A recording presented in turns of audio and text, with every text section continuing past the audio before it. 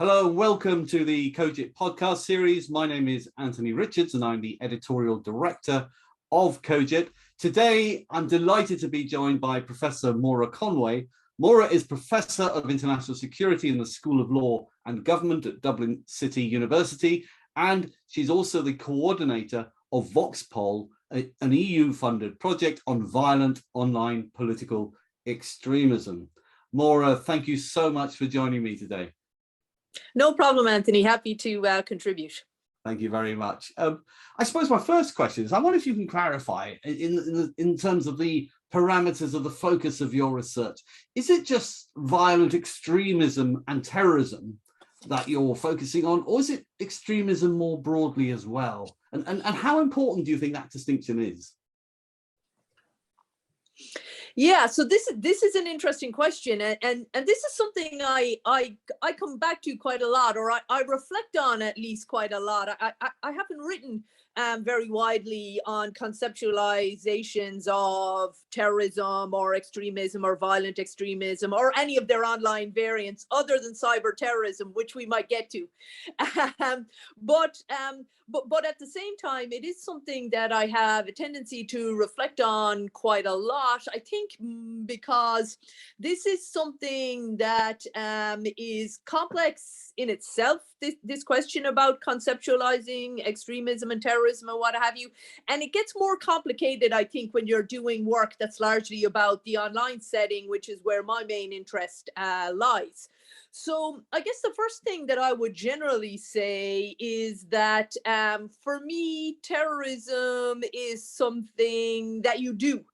And for me, up to the present, it's largely something that's done in so-called real-world settings. So I think that's an important place to start.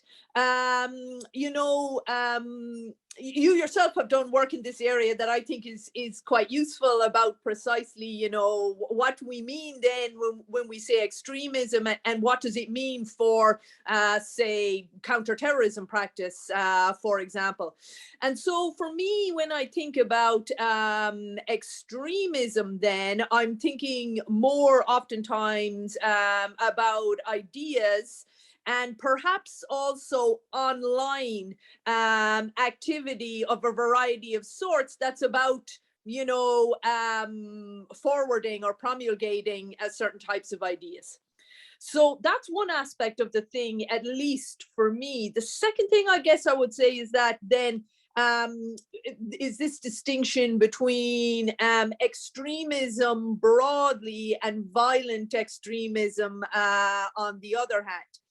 And in VOX-Pol, for example, when I and others were thinking about the project, one of the things that we did, so VOX-Pol basically stands for Violent Online Political Extremism. So it's violent extremism that we were interested in, and that I certainly remain interested in.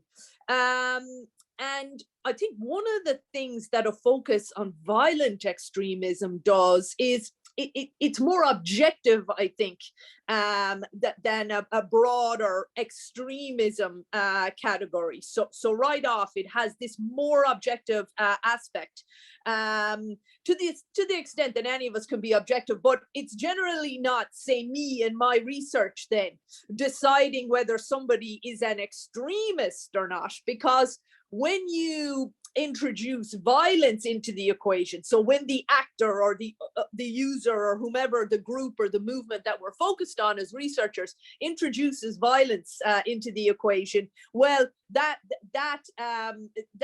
to me takes out some of the subjectivity, because they've sort of outed themselves as extremists because of their willingness to employ violence to resolve sort of social and political conflicts and what have you. However, and so I would say that my focus of my research has largely been on violent extremists and terrorists, largely in the online space.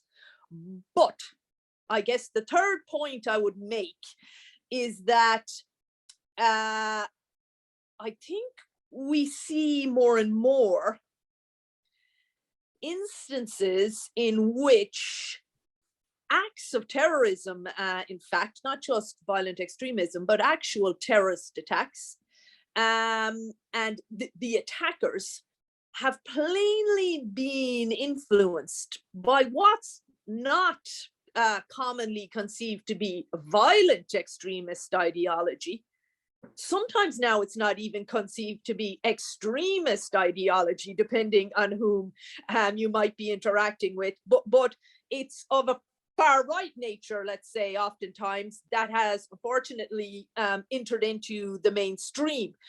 And so for that reason, when we think about, you know, ideas like the Great Replacement or white genocide or some incel ideology and what have you, well, we can certainly point to attacks that I think on any definition are terrorist attacks, but have been influenced by, you know, what's at a minimum extremist rather than explicitly violent extremist ideology. And so for that reason, I don't think we as terrorism scholars can dispense wholly with the extremism category. Though I take the point that you made in your international affairs article around, you know, having a certain carefulness. And you'll notice I said we as scholars, because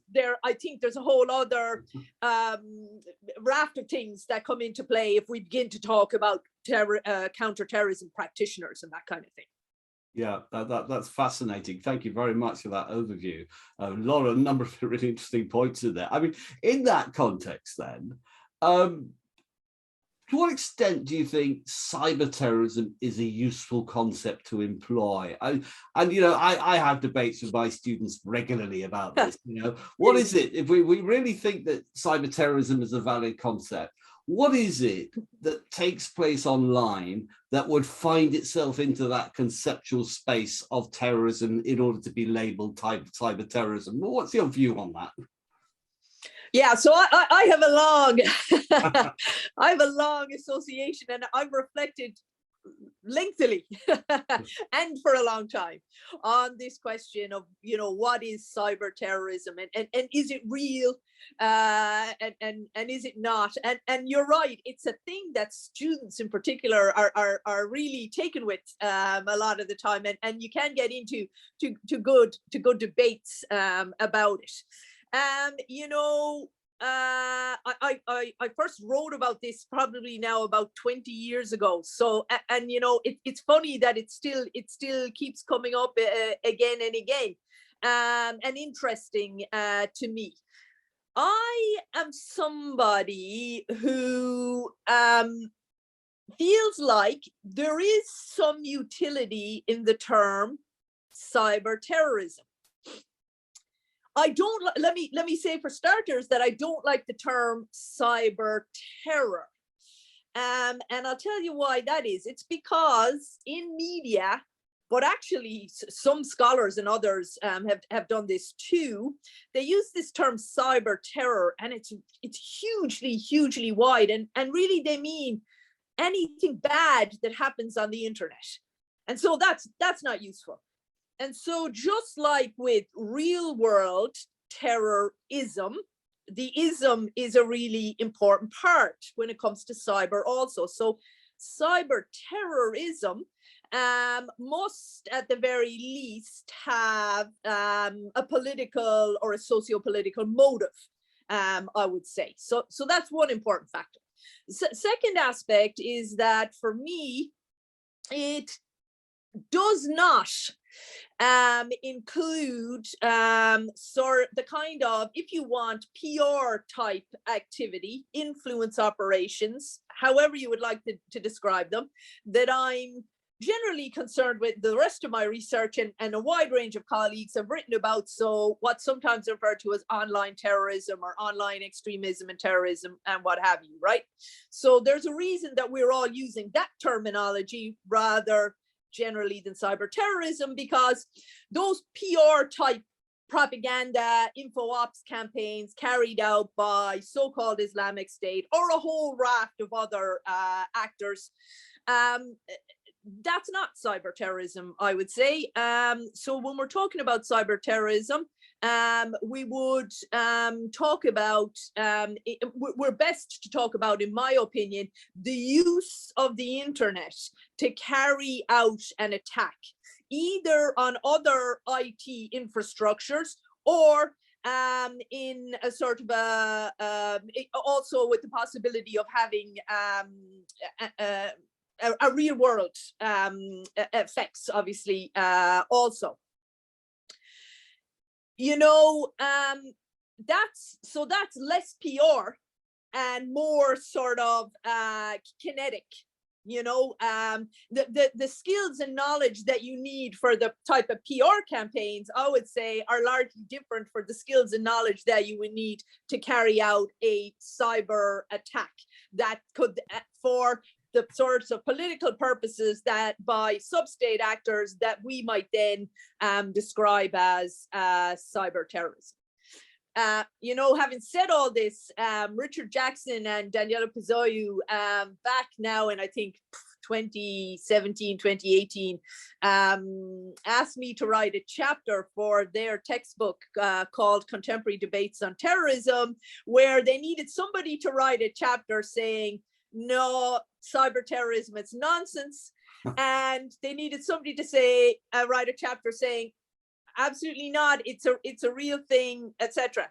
So the funny part is Miriam Duncavelti put up her hand and said she would write the chapter, which she duly did, where she argued, you know, it's kind of a media narrative and whatnot, and for the most part, it's, you know, completely blown out of proportion and misunderstood and what have you. And they couldn't find anybody to write the other chapter, so they pressured me into it. And, you know, it was a funny one because turns out it's quite difficult to and painful, really, to write something that you're not wholly convinced of or really convinced of at all. But, you know, at the same time, Anthony, it was definitely a worthwhile sort of thought experiment, if you like. And as I say to people when this comes up quite often, and now I'm right either way, which is a good position to be in, you know. Absolutely fantastic. So actually, what you're kind of suggesting, I guess, and you know, we perhaps shouldn't really call something cyber terrorism unless it satisfies the definition of terrorism in general. Correct. So in other words, there has to be violence or the threat of violence, psychological motive, political motive, you know, et cetera, et cetera. So that's very interesting. Yeah, thanks for that clarity on that. Well, my next question revolves around a piece that you wrote for the VOX-Pol website, and it was entitled, "We Need a Visual Turn in Violent Online Extremism Research." And I wonder if you could elaborate a bit further as to what you mean by this visual turn. Yeah, absolutely. So anybody who is familiar with, for example, international relations as a sub-discipline, which is a lot of colleagues who are terrorism scholars, or indeed, you know, with a host of disciplines and sub-disciplines in social sciences and humanities generally, will know that visual turns took place within these disciplines and sub-disciplines, some of them starting as long as about sort of 30 years ago now. So in the 1990s, actually, was when this became a thing, if you like. So an insistence that in social sciences and humanities that we not focus so wholly on text, and instead, where relevant, that we also take account of images and analyze those images in conjunction also with text or audio or what have you, where that was relevant also. And like I say, a lot of this focus on visuals began in the 1990s.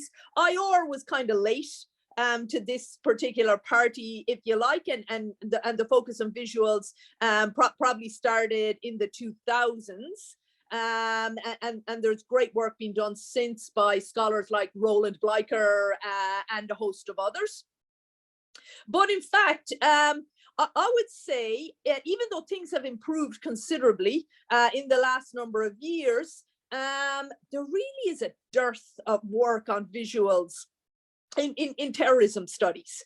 And I find it particularly interesting that there's so little work, especially when we look at the online, because clearly Web 2.0, one of its core characteristics is it's the visual web in effect. And we're not just talking about still images, though those are plainly important, but moving images are absolutely a core component of Web 2.0. So video.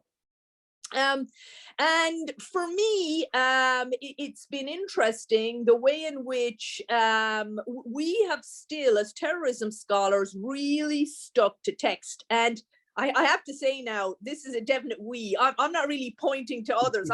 I'm definitely falling to this category also. So I completely understand why this is the case. You know, it's much more straightforward to study text, and I think one of the reasons, for example, that ISIS and other jihadi magazines were analyzed so widely is because they were, you know, really good and useful sources of data, of text data. Now, interestingly, they're also very, very heavy on images. But the images have been much, much less analyzed than the text. And the same is true of IS. At one point, probably at their high point in 2015, so-called Islamic State were producing a couple of videos a day, like 15 videos a week. They produced hundreds and hundreds of videos. And yet, the videos really haven't been studied extensively, given the very, very wide array of them. And also, their relatively easy accessibility, even right up to the present time, even taking into account deplatforming and what have you. And I understand why.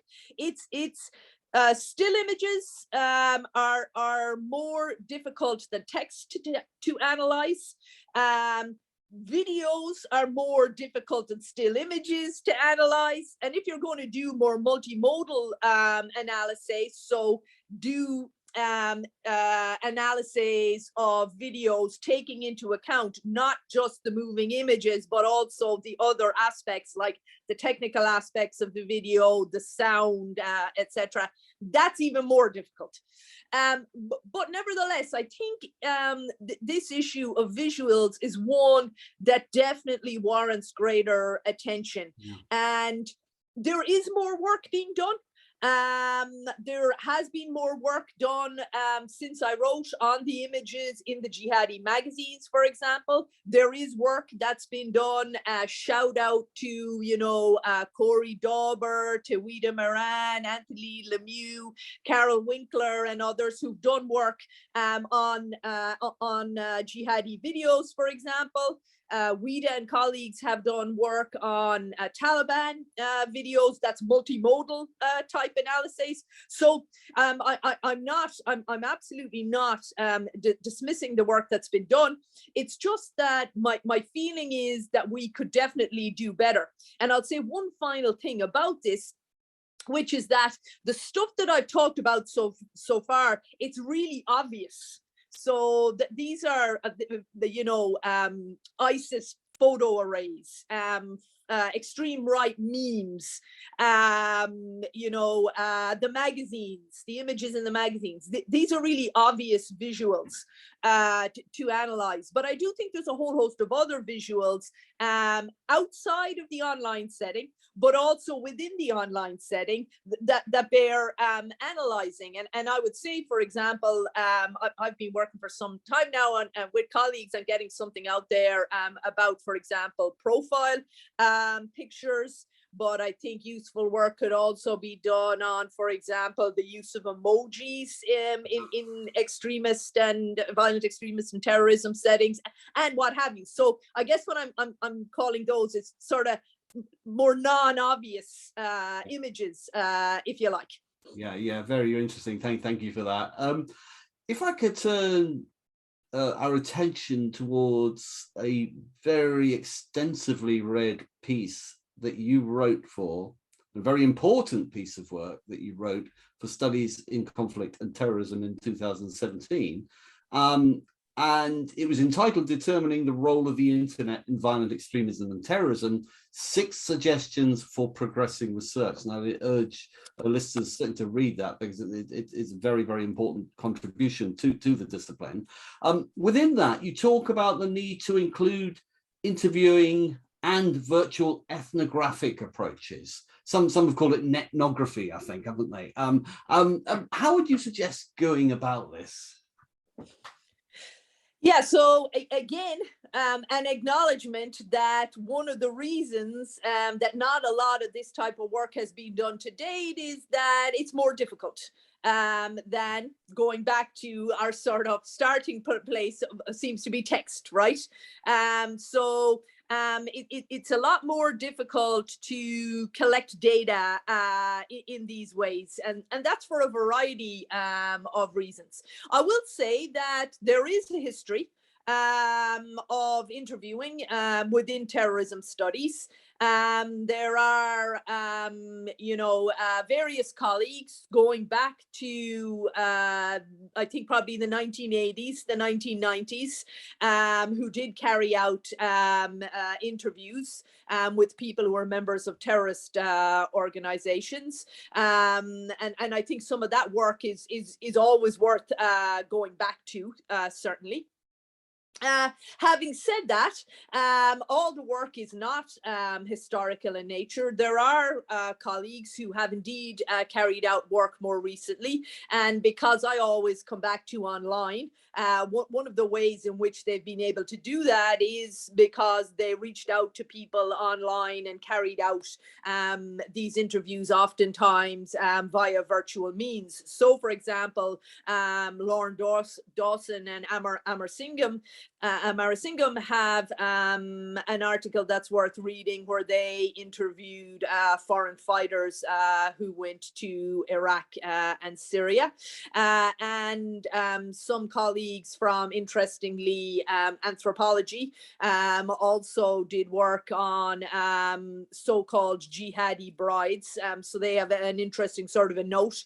It's about basically chatting about marriage with female migrants to Syria. That's Aisha Navest and her colleagues. And I'm sure others can think of other instances in which interviewing has indeed been undertaken. You know, one of the reasons, obviously, that this area is more difficult than others, or this methodology, if you like, is more difficult than others, is, of course, that there are a plethora of issues arising if you're actually going to interview people who are currently involved with a terrorist organization.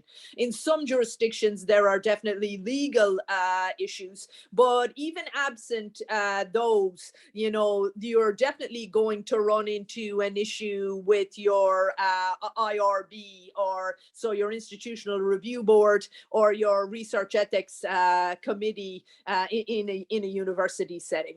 And you know, I think that's appropriate because this isn't something that you want to undertake without thinking about it very deeply. You know, what are the appropriate ways to do this? How can you, protect yourself and others, etc. Of course, another way that people have done more interviewing is to talk to farmers, and there's increasing amounts of work that draw on their on their experiences. Some people are a long time out of, say, for example, violent jihadism, the extreme right, neo-Nazism, Irish republicanism, etc. But others are much more recently removed from some of these settings. So Ryan Scrivens and his colleagues, Daniel Kohler, and some others have done good work in this area.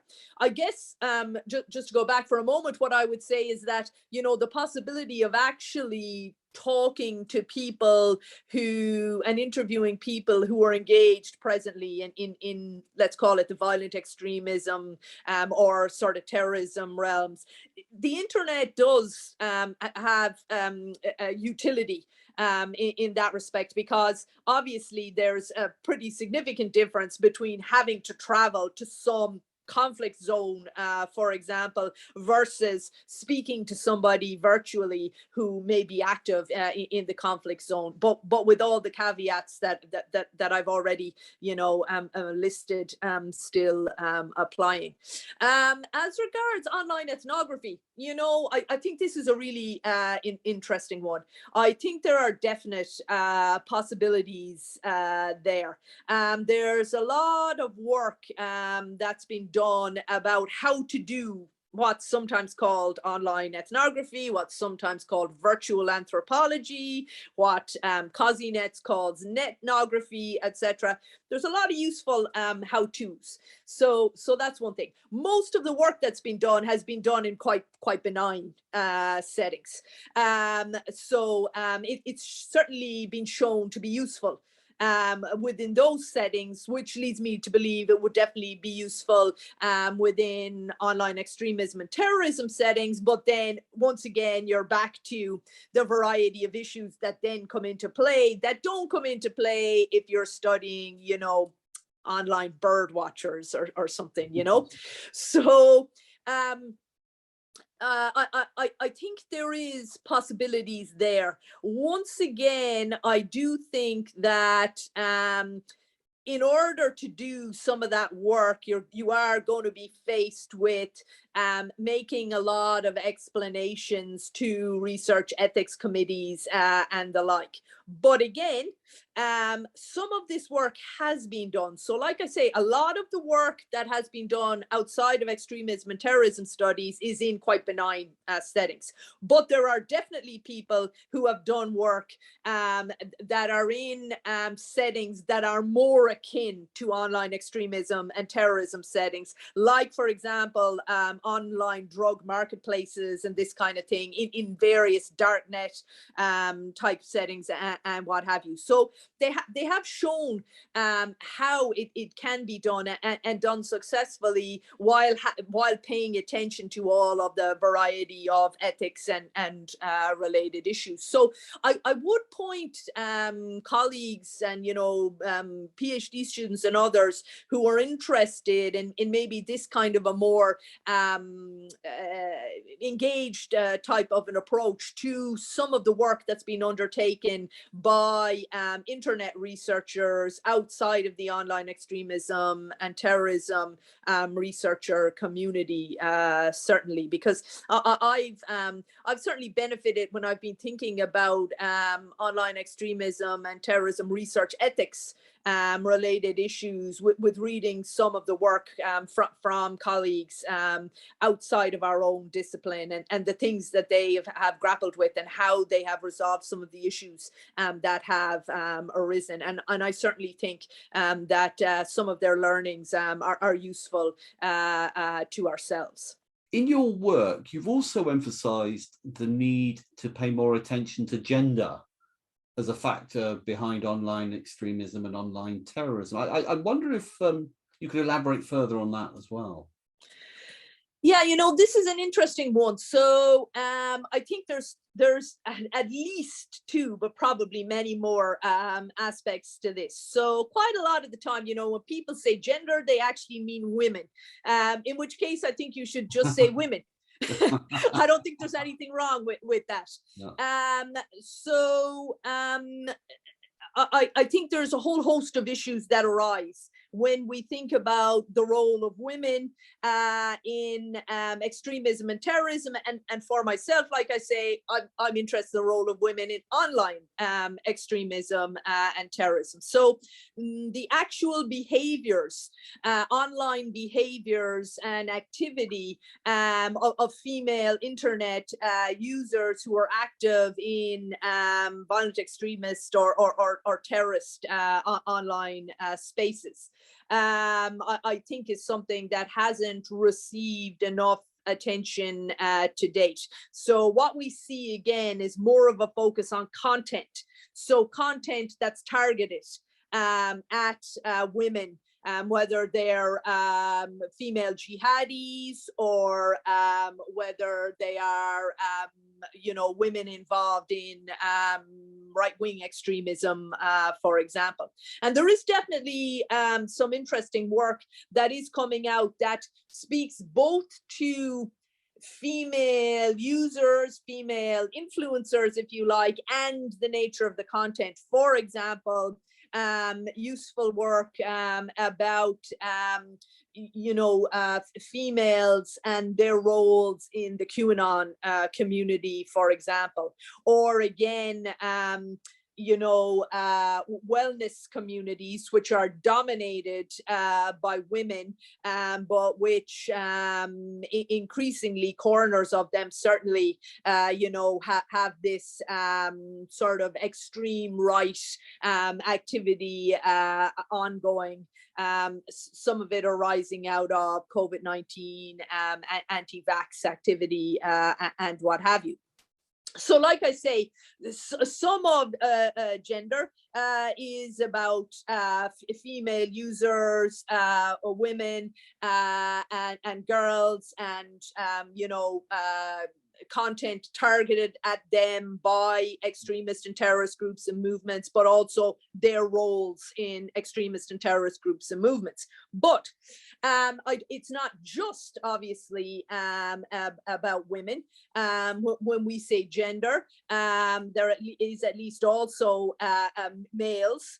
And I think this is an important aspect that has been largely overlooked. And I would really like to see more research that addresses, issues around masculinity and ideas about masculinity, and how these are playing out within extremist and terrorist organizations, including particularly for me again in online settings. This really is something that there is not a great deal of research on, but as far as I'm concerned, there's actually tons of data that could be utilized, analyzed for exploring those kinds of ideas. And then I guess I would say, at the very least, there's a third aspect, which is around the LGBTQ plus community. I would say the way in which they are targets of quite a lot of hate and extremism. Obviously, they're one of the groups that are certainly significant targets, including online. It's very obvious that they are targets of extreme right-wing activity and activists, but also of jihadists, for example. And so there's definitely, I think, work still to be done with regard to the targeting of the LGBTQ plus community, and also maybe thinking further about people who are members of that community, about doing work that takes into account, feminist and queer and other type theories and methodologies too, and how that might contribute, to work in this area. And like I say, that's kind of the least of it. If I think things through, I guess one of the things that I mentioned very briefly already as well, and it sort of brings actually quite a lot of this together with respect respect to gender is the debates ongoing about the incel community, and this question of whether attacks that have been carried out globally, probably at this stage, but certainly in the US, the UK, Canada, and indeed elsewhere, that appear to be, I think to many, to be terrorist attacks, but are dismissed by others for a variety of reasons as not falling into the category of terrorism. I think there is questions arising there about what makes something an ideology or not, whether gendered ideas cause some people to not to view this as ideological. I think certainly, a lot of the discussions in incel communities take into account many of the things I've already pointed to. So the roles of women, etc., their ideas about women, which are deeply misogynistic, obviously, but also their own ideas about the mostly male users, obviously, and their own ideas about what makes a man, etc. So ideas about masculinity and indeed femininity. And then comes into this as well, the discussions, about LGBTQ, etc. So this question of gender is a complex one. I think we have, over the last handful of years, definitely begun to see a lot more attention to the role of women, but I think we could do better in terms of, broader conceptualizations of gender, and, trying to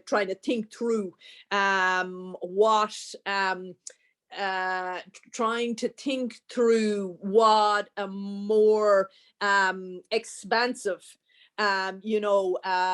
research agenda, gender research agenda might look like. Yeah, that's excellent. Thank you very much. There are a number of really interesting research suggestions there. If I could go on to ask you what perhaps for many might seem like a perennial question now, which is, are the so-called social media giants doing enough to tackle online extremism and terrorism? It's a very broad question, and I'm sure there isn't a simple answer to this, but what's your take on that? So I think the social media giants, so in particular, right? I think most of them have, all of them have endeavored to do work in this area over the last probably decade at this stage. It started from a very low point, obviously, and it has increased in terms of the number of people that they have tasked in this area, in terms of the variety of approaches that they have begun to take, and what have you. So I don't think there's any doubt about that. The problem, I think, is that some of these, in particular, very large companies like Facebook and Google, so YouTube, etc. The problems that they face are also massive problems. And so the fact that they have, upped their game in many respects, it isn't really sufficient. But, whether they can really up it sufficiently to, account for the mass of issues and harms that are being caused is a tricky question. That's one thing. I also don't feel like this can be all about just the social media companies. So I'm certainly somebody who feels that regulation is appropriate. Certainly in European settings, let's call them. regulation is widespread across every facet of life, and is viewed generally as appropriate. And so I don't see that the online setting or internet companies should be able to escape regulation any more than car manufacturers or, cigarette companies and or what have you. So for me, the job of government, or one of the jobs of government, is to regulate. And we're beginning to see this more and more around the world with respect to online, which I think is generally appropriate.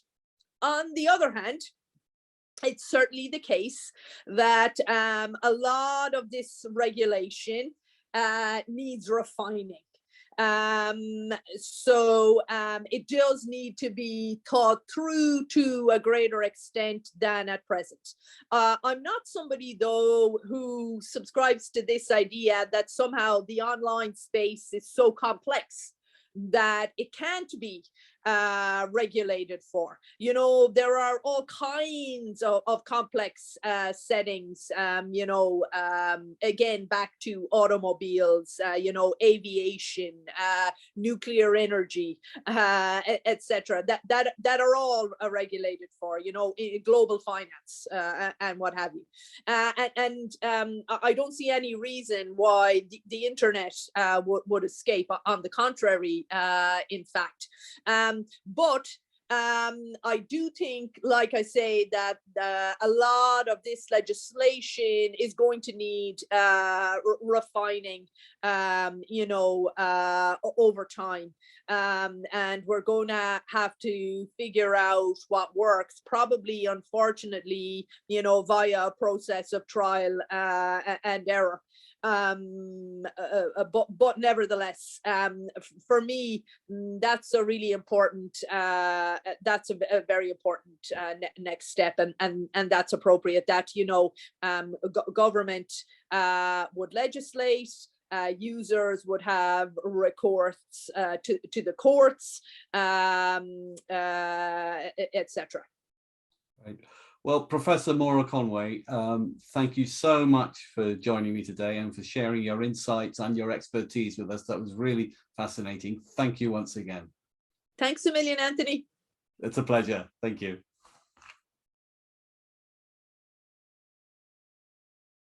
Thank you for joining us for this episode of Combating Jihadist Terror. We hope you enjoyed it. If you'd like to see more episodes, they're available to watch on our website, cogit.org, or to listen to on Apple Podcasts or Spotify. Thanks again.